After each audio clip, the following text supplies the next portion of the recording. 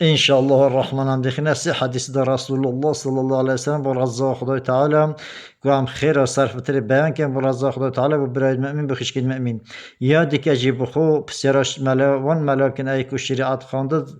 گره هر چر مذهبه کو کج مذهبه دا درسته هو تو صرف تر خودن با رضا خدای تعالی که خدا قبول بکد انشاءالله الرحمن. عن أنس بن مالك قرنا كنت قرت رسول الله صلى الله عليه وسلم أنه قال رسول الله صلى الله عليه وسلم أمر كد صام العبد معلق بين السماء والأرض رجع عبد الله يسير بين أرض أسمانه حتى يؤدى صدقة الفطر حتى دا صدقة صرف ترخم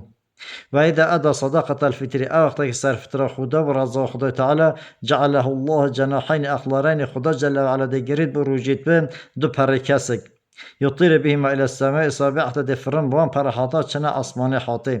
ثم يأمر الله تعالى أن يجعل في قنديل من قناديل العرش حتى يأتي صاحبها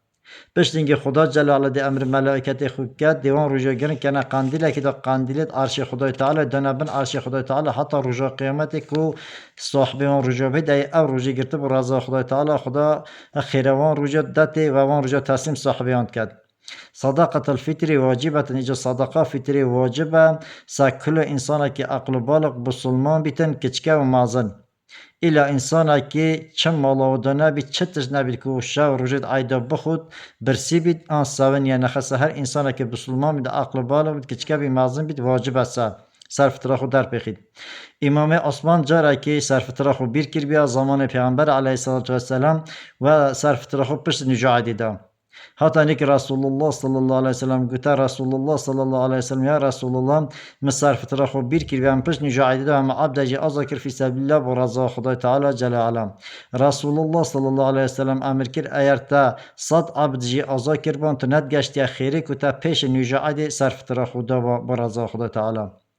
إيجاد قرنا حديث جديد حديث رسول الله صلى الله عليه وسلم أنه قال رسول الله صلى الله عليه وسلم أمركت من أعطي صدقة الفطر كسك بدأ صرف ترخو كان له 10 أشياء خدا جل على ده كرامته دقيقت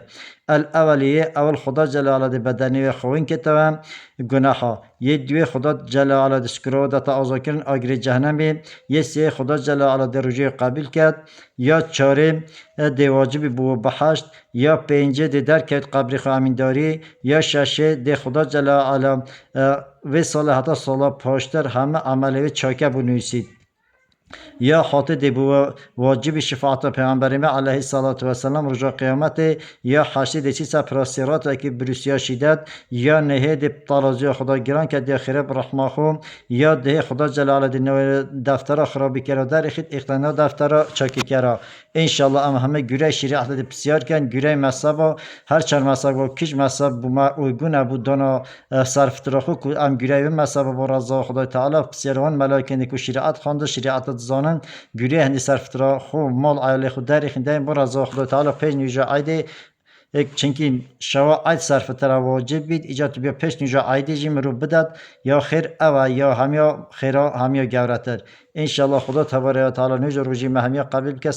صرف ترا قبول بکد آمین و الحمدلله رب العالمین.